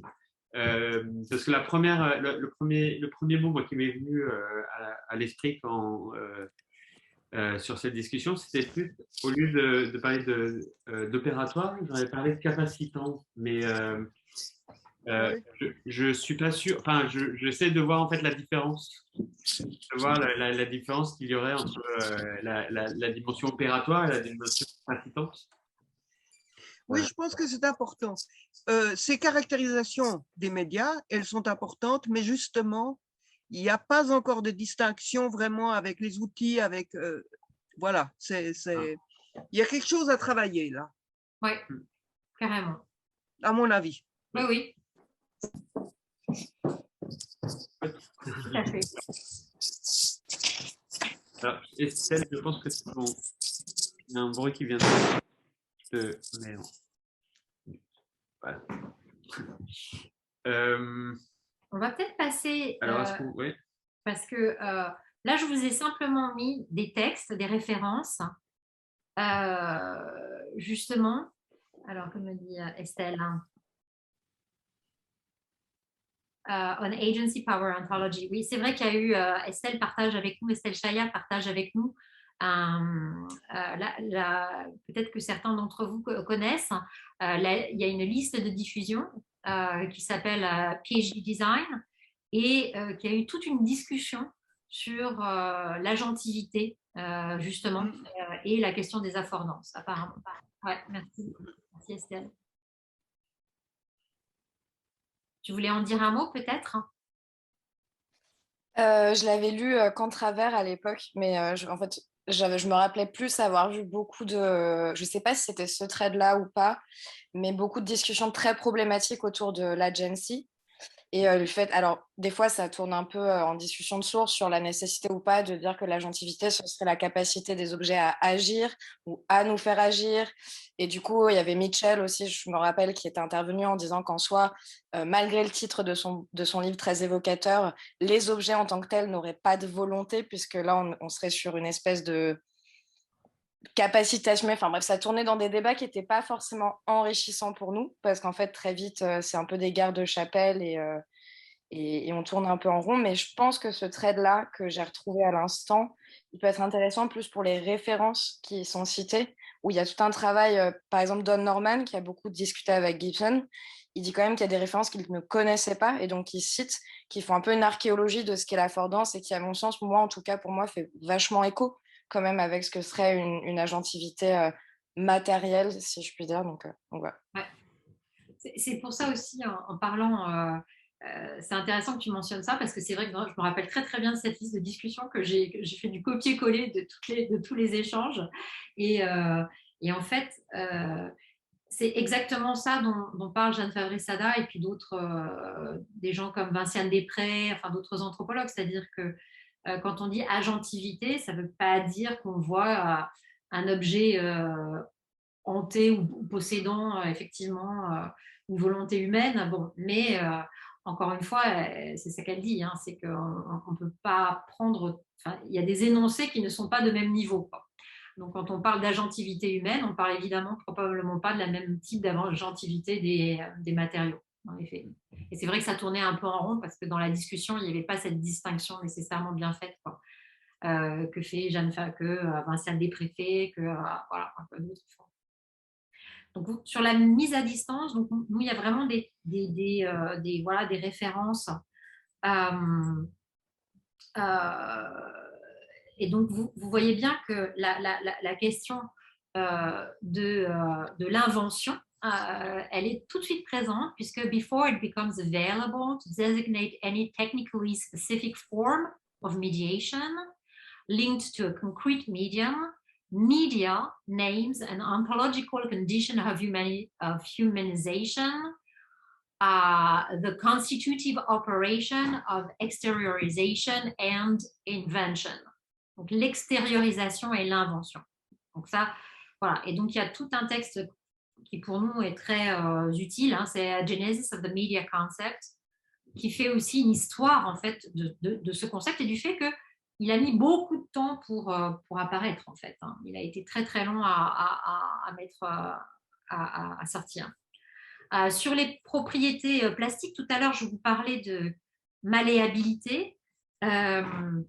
Alors, le texte est très intéressant de Marianne Milner, on not being able to paint, ce qui évidemment pour les designers est toujours très intéressant. Et c'est elle qui va utiliser cette notion de malléabilité. Ça va être repris, là je ne l'ai pas nécessairement mis. Non, j'ai mis... voilà. Mais elle va se poser... Alors, elle est psychologue, hein, et psychanalyste, et donc elle va se poser la question de pourquoi elle n'arrive pas à peindre. Enfin, voilà, qu'est-ce que ça veut dire que la peinture? Et ça va être repris par un autre chercheur en psychologie qui s'appelle Roussillon. Et Roussillon va continuer de définir ce qu'ils appellent donc des médias malléables. Je trouve que c'est très intéressant ce concept de malléabilité qu'en fait, qu'il développe à partir de Winnicott en particulier, mais pas seulement. Et je trouve que les propriétés plastiques, c'est quelque chose, et là je reviens tout à fait sur ce que tu disais, Anne-Françoise, sur médias et outils, enfin quelle relation on peut imaginer entre ces deux concepts. C'est Nolwenn Modé qui a fait une thèse très intéressante sur concevoir les outils numériques du design, et où elle s'est posée justement des questions de propriétés plastiques, hein, c'est-à-dire comment rendre voilà, des propriétés plastiques. C'était très, très intéressant. Moi, je pense, si tu me permets, que du média, tu fais un peu la même transformation que Derrida avait fait pour l'écriture, c'est-à-dire une sorte de généralisation du média. Chez Derrida, au fond, la parole parlée, si je puis dire, la parole, elle devient un cas particulier de l'écriture. Et avec le média, tu fais la même chose. C'est ça. Et c'est une chose aussi à laquelle pour laquelle je pourrais t'aider aussi du point de vue philosophique. Mais c'est très intéressant. Ok, bah, super. C'est très intéressant, oui. Ça donne une épaisseur au travail à la fois artistique et de design. Donc ça, on en a parlé tout à l'heure. Bah, je te remercie, Anne-Françoise. Bah, tu parles bien sûr avec plaisir. Hein. De toute façon, Anne-Françoise, pour tous, on a prévu donc de l'inviter. Donc il y a une séance qui est prévue avec toi, mais il y en a plus. Voilà, on ne revient pas sur l'inscription historique et culturelle donc, du médium. Hein. Alors, j'ai essayé de regarder, en fait, mais là, j'ai vu qu'il y avait... je ne mets pas son nom. Attends, si je regarde parmi les gens qui sont là, qui est une sémiologue éminente du design, mais que je ne vois pas, qui travaille à elle est repartie, mais qui travaille à Strat École de Design. Là. En fait, c'est compliqué de trouver des analyses de la façon dont le média fait sens. Voilà. Et Senir Badi, je fais une faute d'orthographe, il n'y a pas de R à la fin de son nom de famille. La sémiotique prise avec les médias est, je trouve, une bonne introduction à ça, sachant que, en fait, sur la question du média signifiant par rapport à d'autres médias, donc ce que j'ai appelé intermédialité, il y a Méchoulan, que je n'ai pas remis ici, mais que je pourrais, et J. David Barter, qui parle de remediation.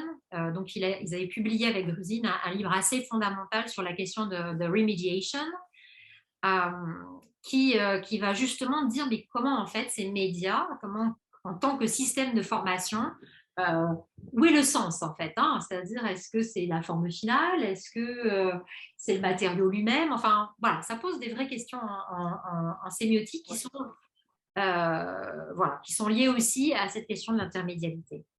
Mais c'est dans le rapport à la culture aussi que ça fait sens. Oui.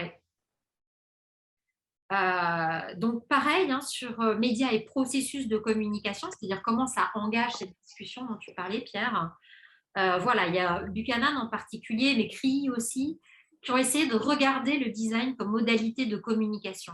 Voilà, donc Bernard Darras aussi, le rôle de la communication dans le design. Voilà, donc en fait, il y a vraiment une idée de dire, bah, cette mise à distance, cette formalisation, voilà, elle est aussi ouverture d'une conversation, comme dit Sean aussi. Et donc ça, je trouve qu'il y a un fil aussi de discussion intéressant. Qu'est-ce qu'on appelle communication? Qu'est-ce qu'on appelle conversation? Pourquoi on rentre dans une théorie plus générale de ce qui communique, quoi, entre nous, de l'objet vis-à-vis de nous, de l'auteur absent à travers l'objet. Enfin voilà, il y a pas mal de choses à explorer. Et puis, le texte que je trouve très intéressant de Eleni Mitropoulou, parce que justement, vers une sémiotique du médium, elle va justement poser la question des enjeux de pouvoir par rapport justement à ces médias et la façon dont ils mobilisent. Tout le monde n'a pas accès aux questions de littératie, hein, c'est-à-dire qui est-ce qui peut concevoir finalement. Et la nature du média, elle n'est pas neutre. Si le design thinking s'est tellement répandu, c'est que le médium qui était utilisé, le médium principal, c'était des post-it qui étaient quand même pas trop chers à acheter, et c'était des mots qui étaient globalement utilisables par plein de gens. Et donc, voilà, du coup, il y avait une forme de démocratisation parce que c'était plus facile quelque part, et plus il y avait des littératies plus ancrées que de dessiner, parce que dessiner, voilà, ça s'apprend pas partout. Et donc, et pas très vite, c'est clair. Est-ce qu'il y a des questions, peut-être des questions, des ajouts, des réflexions Non. Alors, je vais faire en fait comme on a fait tout à l'heure. Donc, moi, je vais revenir un peu aux réflexions que moi que j'ai eues par rapport à la perspective que j'explorais, qui était la perspective japonaise, donc culturelle et philosophique japonaise. Et alors ça, c'est en grande partie donc l'objet de mon HDR. Je me suis beaucoup intéressé à la cérémonie du thé, qui est un acte, voilà, qui est un acte complètement, alors pour le coup, je dirais organisé, pour pas trop faire d'amalgame avec le design, mais qui a quand même toute une organisation matérielle, toute une organisation ritualisée, toute une organisation autour des valeurs sociales, autour des valeurs politiques, etc., d'aménagement de l'espace, d'aménagement de design des objets, de création des objets. Et on est arrivé au bout d'un moment à se poser des questions sur ce que serait la cérémonie du thé d'un point de vue d'une perspective de design. Et on s'est rendu compte, donc c'était un peu l'objet, pour le coup, Annie, j'ai beaucoup fait travailler sur cette question, qui était vraiment cette idée de se dire, est-ce qu'en fait, on arrive à des questions que la littérature occidentale, pour le coup, ne répondait pas, auxquelles elle ne répondait pas potentiellement aussi clairement que la littérature japonaise pouvait y répondre. Et donc, il y avait toute cette idée de décentrage culturel pour aller questionner finalement, encore une fois, qu'est-ce qu'était le design et qu'est-ce qu'était la pratique, autant la pratique du design que la pratique du quotidien, mais dans une perspective prise par la philosophie et la culture japonaise, pour finalement apporter un autre regard, une autre perspective dans la discussion dans la recherche en design sur, encore une fois, qu'est-ce que la pratique. Autant la pratique du design que la pratique du quotidien. Donc, la pratique du quotidien étant l'usage. Encore une fois, il y a un terme à trouver ici, mais l'usage des artefacts design. Et on arrive à deux concepts sur lesquels on va un peu discuter, que sont le vide et l'irrégularité. Alors, ce que j'appelle en fait le vide, de plus en plus le vide artefactuel pour lui donner une petite épice, pour lui donner un petit goût. Parce que quand on parle de vide, on arrive très vite à des imaginaires un peu faussés, qui faussent en fait ma discussion. Et donc, à partir du moment où je parle de vide artefactuel, on se concentre spécifiquement sur un vide qui serait dans l'objet, qui est un peu quelque chose de contradictoire, mais qui en fait offre tout à fait une discussion autour de qu'est-ce qui est laissé par le designer pour que l'utilisateur, celui qui utilise cet objet dans sa pratique du quotidien, ait un espace d'appropriation, est un espace finalement de conception. C'est une autre forme de conception, mais la pratique du quotidien et au travers de la pratique du quotidien, l'appropriation est en soi un acte de conception. Et ce sont deux moments, alors il y a toute une discussion autour de ça, mais ce sont deux moments distincts. Il y a la pratique du design qui livre un arrangement matériel, une forme, qui est ensuite plongée dans une pratique du quotidien. Et donc la discussion était qu'est-ce qui est du design qui laisse un espace, un vide artefactuel dans l'objet transmis à la pratique du quotidien pour que la pratique du quotidien soit riche en possibilités d'appropriation, en création de sens au travers de la pratique. Et donc, on parlait d'enchantement du quotidien, c'était le titre de l'HDR. Et ces deux moments distincts, en fait, sont liés par la continuité de cette forme, de cet arrangement matériel, j'aime bien ce terme en fait, de cet arrangement matériel qui est transmis finalement du moment de la pratique du design au moment de la pratique du quotidien. Donc, il y avait ce concept de là à étudier et à comprendre. Alors, il y a toute une dimension éthique, il y a toute une dimension culturelle qui est quelle place laisse le designer à l'appropriation du design. Et il y a toute une discussion. Alors, de ma perspective, que j'essaie de mener de façon assez critique, sur toutes ces études d'utilisateurs que le designer s'émerveille à faire pour essayer de comprendre quelle est la pratique du quotidien. Parce qu'en fait, moi j'ai toujours l'impression qu'elle essaie de cannibaliser, en fait, de contrôler finalement cette pratique de quotidien au lieu de lui donner un espace d'appropriation. Donc, il y a une remise en question de certaines pratiques du design par rapport à qu'est-ce que le design finalement veut. Et l'une des réflexions que je mène, qu'on mène en fait, c'est une discussion qu'on a eu régulièrement tous les deux, c'est de se dire, est-ce que le design ne pense pas, serait-il bon que le design pense l'appropriation comme un acte de conception et comme un espace de possibilité, un espace de liberté dans le quotidien, chez l'utilisateur. Et en fait, alors tout à l'heure, on parlait justement, quand on parlait du système de formation, je parlais de ce dialogue dans lequel il y a un arrangement matériel, il y a une forme malléable, et en même temps qui offre une résistance. Et il y avait toute la question justement de cette résistance. Si le vide est ce que j'appellerais diffus, c'est-à-dire qu'il n'y a pas Il n'y a pas d'accroche. Alors, en anglais, il y a cette idée de seamless design, hein, sans couture. C'est un peu la même idée. S'il n'y a pas en fait de couture, si c'est diffus et qu'il n'y a pas de lieu de friction ou de lieu d'irrégularité, donc c'est le terme qu'on retient dans la philosophie japonaise, il n'y a pas de possibilité de dialogue.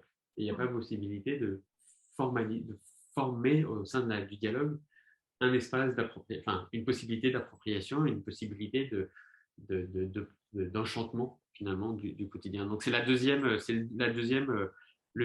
dimension finalement de cet espace de réflexion que j'essaie de noter, alors qui est un terme pour le coup qui vient d'un intellectuel, alors, je crois qu'il ne s'appelait pas lui-même philosophe, enfin, Yanagi Soetsu, qui est celui qui a mené, qui a dirigé, qui a mené toute la revitalisation du folkcraft, de l'art populaire en Corée et au Japon.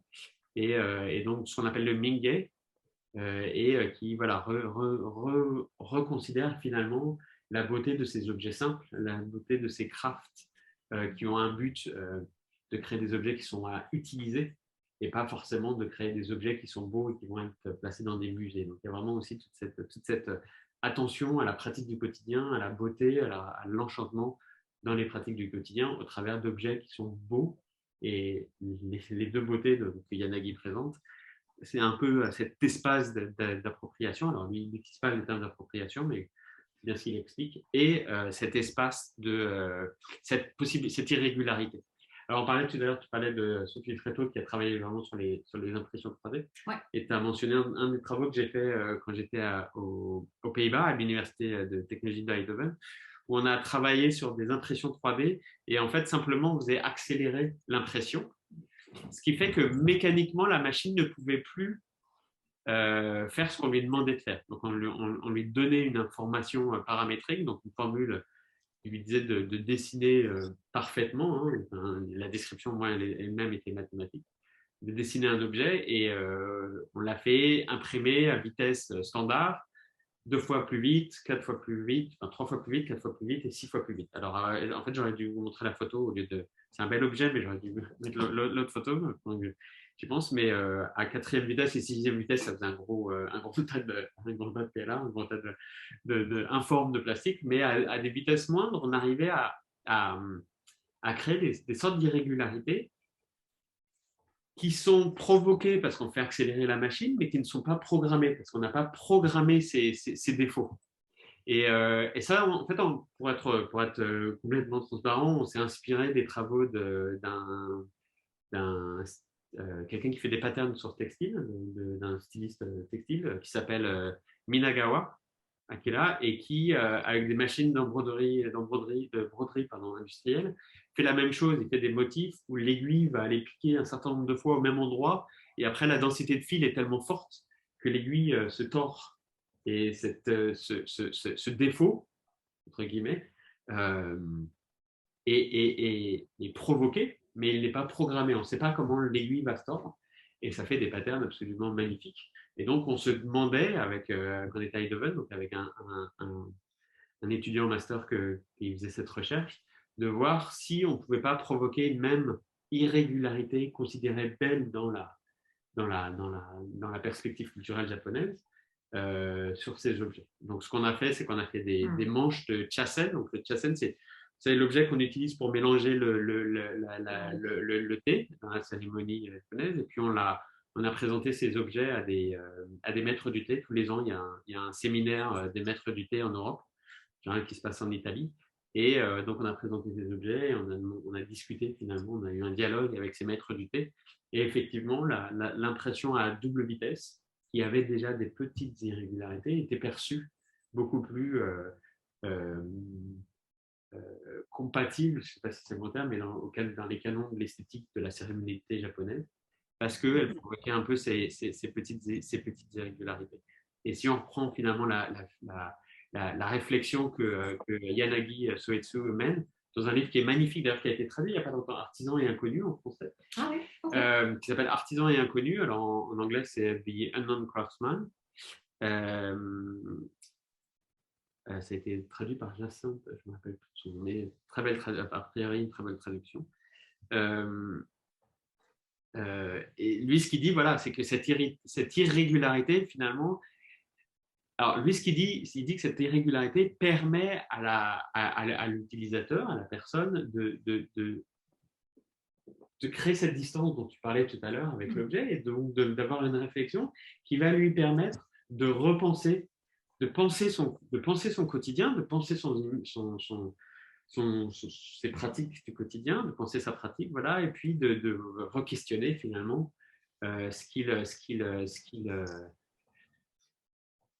ce pourquoi il fait cette pratique et ce pourquoi il se lève tous les matins. Ça, c'est mon expression. Ce pourquoi il vit, quoi. Et en fait, ça revient tout à fait à cette discussion qu'on a depuis tout à l'heure, de cette idée de dialogue avec le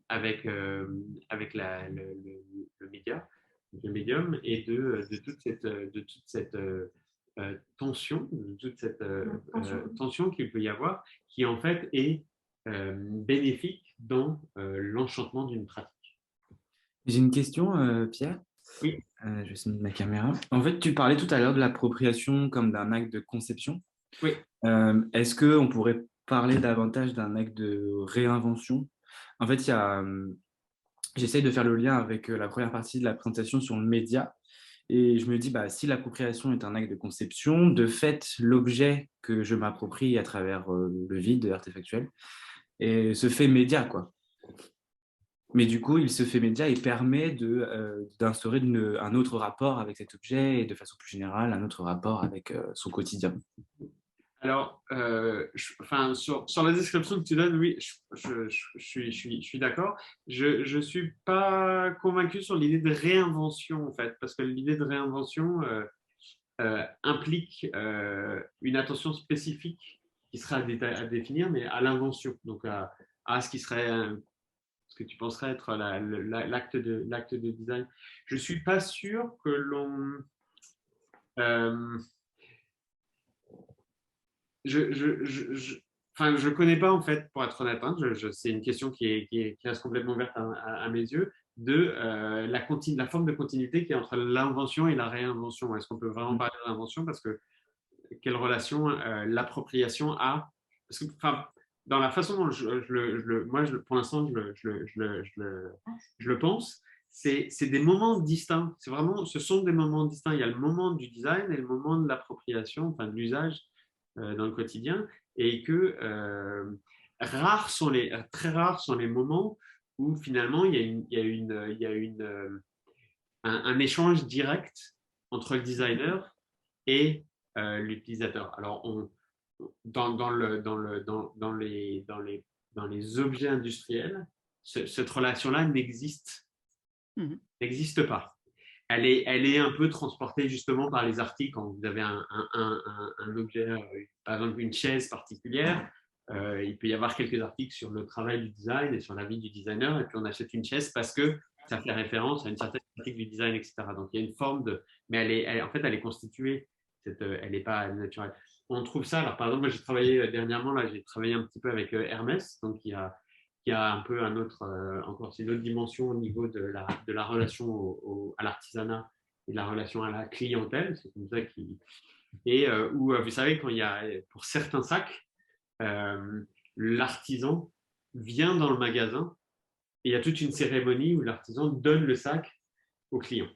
Et donc, il y a vraiment il y a un échange à ce moment-là direct entre l'artisan et le client qui va s'approprier après coup le sac. Mais ces événements-là sont très rares. Et je pense que ce qui forme la continuité finalement, la seule forme que je vois, ou que je peux comprendre en tout cas, de continuité entre le design et l'appropriation, c'est l'objet, l'artefact. Pour rajouter, tu me fais penser que ce n'est pas du tout le cas dans le design numérique. C'est même exactement l'opposé, parce que ce soit conscient ou non, quand on emploie en particulier sur des outils numériques qui sont des grosses plateformes, que ce soit du Adobe ou du Gmail, en fait, on passe son temps à envoyer du feedback, soit inconscient, par la manière dont nos usages sont analysés, soit de manière consciente en répondant à un questionnaire de temps en temps. Et on n'est pas forcément conscient qu'on est en train d'impacter le futur redesign d'un objet, mais il Alors, faudrait faire cette distinction. Parce en fait, que... non, mais en fait, ça a lieu aussi quand on parle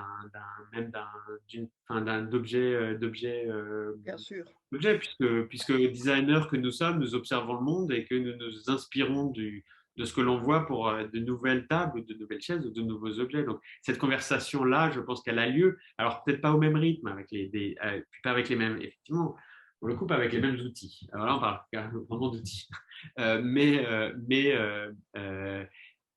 Certainement structurée d'une façon différente. Et cette conversation-là, je pense, Max, elle a toujours lieu, puisque nous sommes aussi des praticiens du quotidien et que donc notre pratique du design est influencée par ce qu'on observe du quotidien, et donc il y a un dialogue qui se crée à ce moment-là. Après, le rythme n'est pas le même. Mais pour moi, c'est vraiment des moments différents, des moments étant des espaces spatio-temporels, des lieux. Dans le terme de moment, moi, j'inclus cette idée de situation. Hein, donc, que ça a lieu à un certain moment, dans un certain lieu, avec une certaine posture que l'on a.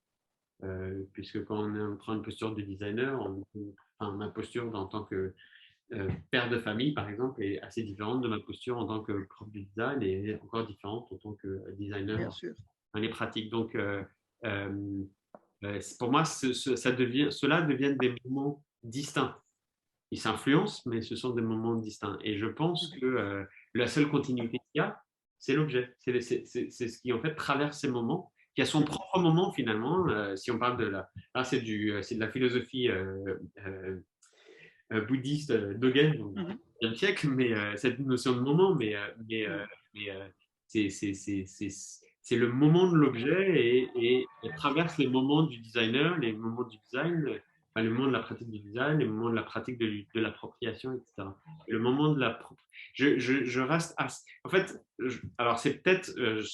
c'est encore des questions qui hantent mes réflexions, hein, mais j'essaye, pour être honnête, d'essayer de distinguer le moment du design et le moment de la pratique du quotidien, parce que je ne sais pas si vous l'avez vécu, moi je l'ai vécu à plein régime, où il y a un moment où les designers se croyaient des dieux, entre guillemets, ils savaient tout sur tout, et ils étaient capables de dire quelles étaient les bonnes pratiques du quotidien. Et ça me dérange quand même beaucoup, intellectuellement et éthiquement. Et donc, j'essaie vraiment de créer une distinction, enfin de créer, ou de penser une distinction, voir jusqu'où je peux aller avec cette réflexion, mais de créer une distinction entre le moment du design et le moment de la pratique du quotidien, enfin le moment de la pratique du design et le moment de la pratique du quotidien, parce que je veux les comprendre, enfin, je veux leur donner en fait leur potentialité de créativité, enfin, leur capacité de créativité à chacun de ces moments. Ouais. Okay. Oui. Oui, je trouve ça non seulement très intéressant, mais très beau. J'aimerais simplement citer en architecture les travaux de Louis Vitalis. Je ne sais pas si vous les connaissez, parce qu'il fait un peu la même chose en architecture. Il a fait une thèse dans laquelle il essaye de comprendre comment l'architecte, au moment où il conçoit son objet, se représente la réception et l'usage qu'on en fera. Et il le traite comme une sorte d'inconnu. Mais alors, il a fait pour ça une analyse extraordinaire du jardin de la Villette, qui a été fait par Tchoumi, vous savez. Oui.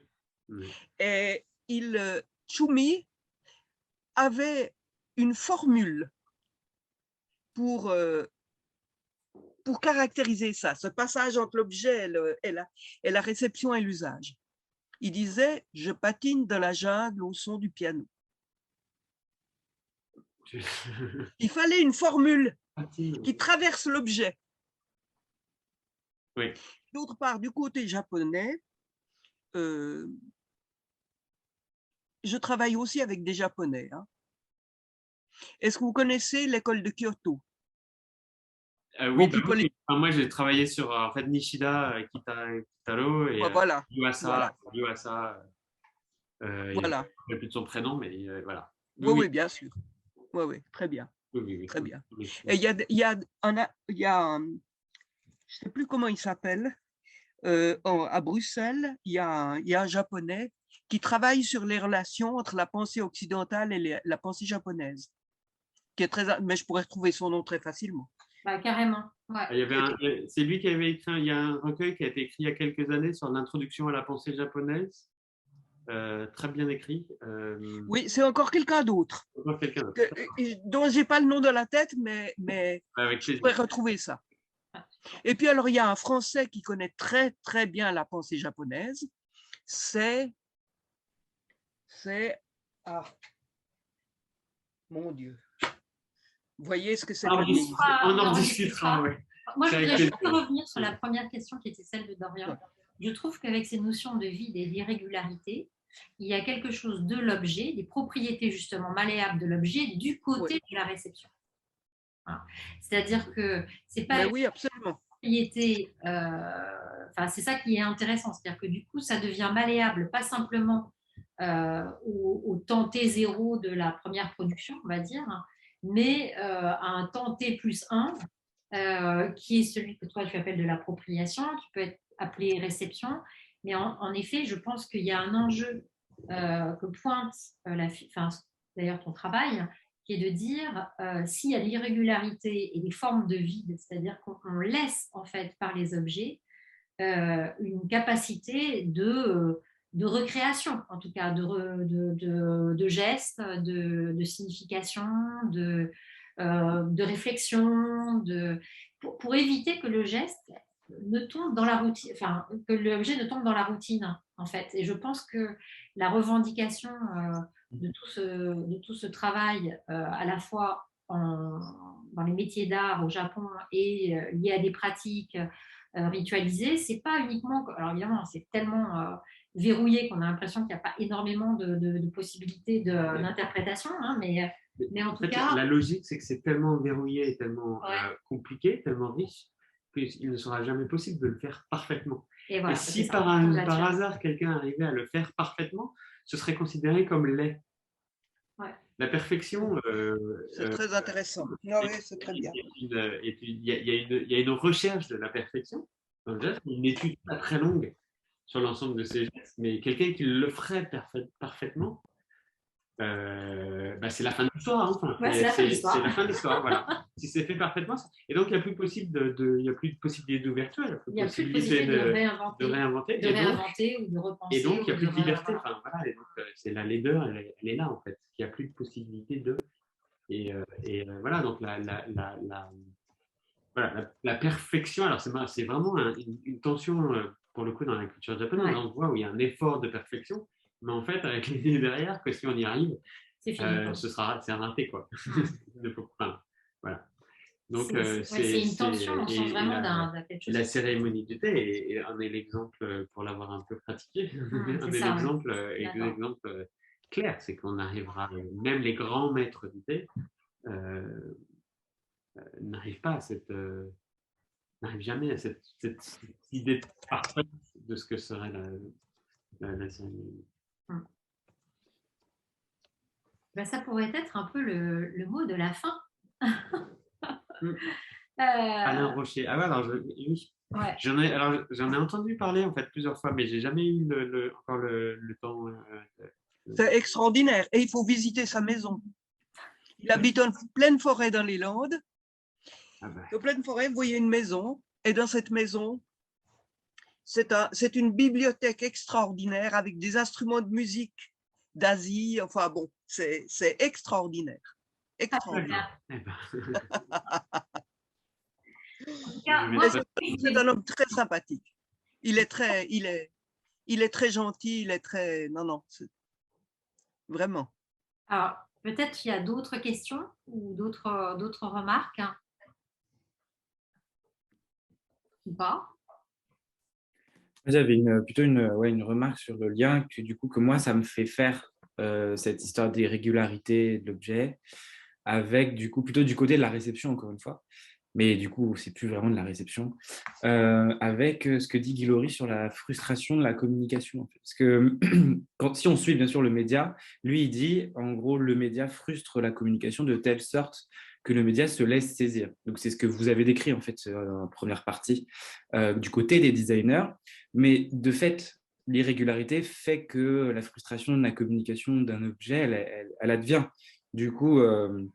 ouais, bref, c'est juste pour rajouter ça. Et tout à l'heure, Pierre, tu savais pas trop, si tu parlais d'utilisateurs, d'usagers ou quoi. Il y a la distinction que fait Stigler entre usagers et praticiens qui peut être intéressante aussi de ce point de vue-là. Je pense que c'est vraiment cette question de est-ce qu'on est en train de relancer les dés voilà, de gestes, de réinsertion de pratiques dans d'autres, et où est-ce qu'on tombe dans une routine. Et c'est vrai que derrière cette notion d'usager, de usus, donc vraiment d'un passif, comme on dit en latin, qui dit que voilà, c'est fait, quoi, ça va se reproduire. Ce qui ne veut pas dire que toutes nos pratiques se réduisent à des usages, justement pas. Et justement, je pense que là, le design, en fait, là, ce qui est intéressant, c'est que là, on retombe sur des problématiques éthiques, c'est-à-dire que si on doit juger, si on doit évaluer le design, me semble-t-il, dans cette affaire-là, c'est comment il laisse la possibilité du design de continuer, quoi. Donc, en fait, une des évaluations du design, ce serait de dire comment est-ce qu'il n'est jamais complètement terminé, il permet de relancer la possibilité de recommencer, de réinterpréter, de déplacer, de réinventer. Et tu as raison, Dorian, je pense que ce terme de réception, il tombe sur un truc, ça y est, théoriquement, il n'y a plus de... Voilà, il n'y a plus de réinvention, en effet. Et c'est peut-être ça qui nous gêne, justement, dans ce terme de réception. C'est-à-dire qu'il y a une façon d'oblitérer voilà, des nouveaux gestes, des remises différentes dans des contextes différents, un travail d'interprétation. Enfin, voilà, il a les mêmes défauts que le mot usage ou usager, quelque part. Je pense. Ouais. Alors, ce que je voulais vous dire... Oui, pardon ? Non, vas-y. Alors, ce que je voulais vous dire, parce qu'on va finir à l'heure, il est 18h51, et donc, on a eu l'idée aussi de ce séminaire avec Pierre, parce que derrière, et donc vraiment n'hésitez pas, ceux qui sont ici présents et qui auraient envie déjà de faire une présentation, ça on vous l'a déjà dit, donc n'hésitez pas à nous renvoyer un petit mail en disant voilà, moi je m'intéresse à telle question et ça me brancherait bien voilà, de parler de ça avec vous, donc bien sûr. Et sous différents formats, ça peut être vraiment voilà, n'importe quel format est le bienvenu également. Voilà, on va faire du malléable. Mais aussi parce que derrière, donc, nous avons l'idée, en particulier Dorian, Ron Kriller, Ambre Charpier, Anitra Loury, Justine Penaud, Estelle, Chaya ont eu l'idée d'éventuellement de proposer un numéro spécial de sciences du design, justement sur cette question des médiums en design. Voilà, donc qui du coup ne pourrait que s'enrichir de perspectives variées, différentes, voilà, sur ces questions-là. Bon, voilà, nous, on rentre avec justement des cultures, des lectures, des pratiques assez différentes. Je pense que tout un chacun vient aussi avec justement une culture différente sur ces questions et des pratiques différentes. Et je pense que l'idée d'un numéro spécial, ce serait justement d'avoir différents points de vue qui enrichissent la discussion sur ces thématiques-là. Voilà. Annie, j'aimerais te remettre 2 ouvrages.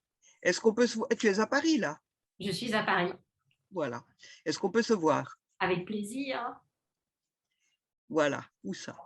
Bon, on s'appelle après, alors. D'accord. Éventuellement, si ça l'intéresse, je donnerai aussi volontiers ces 2 livres à Pierre Lévy. Avec grand plaisir. Avec grand plaisir. Bon, alors je t'apporterai 4 livres. Voilà. 4 livres. Ce serait peut-être pas mal qu'on se rencontre ici. C'est-à-dire, Chez moi, parce qu'en fait, aussi c'est chez toi. le Bah, CNAP, très bien, je suis tout à fait d'accord. voilà, des réunions, voilà, enfin des cours. Voilà. Il n'y a plus Voilà. de réunions Voilà. possibles à cause de la situation. Alors, je suis tout à fait d'accord que vous organisiez une rencontre et qu'on discute ensemble. Avec grand plaisir. Voilà. Voilà.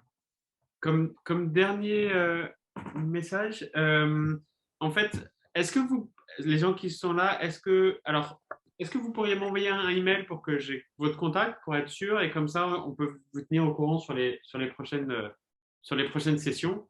Si vous avez des idées, encore une fois, vous-même pour une session, elles sont plus que les bienvenues.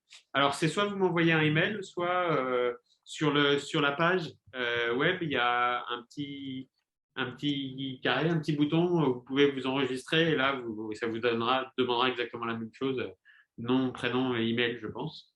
Mais juste comme ça, on peut rester en contact et on peut vous informer assez facilement des prochaines sessions. Parce que je ne pense pas que j'ai le contact de tout le monde, et je ne sais pas si j'aurai. J'espère qu'il y aura la trace après, on va voir. Ouais. Mais voilà. Voilà. C'est bon? Je pense que c'est bon. That's all, folks. Bravo. Merci. C'est magnifique. Magnifique. Merci beaucoup.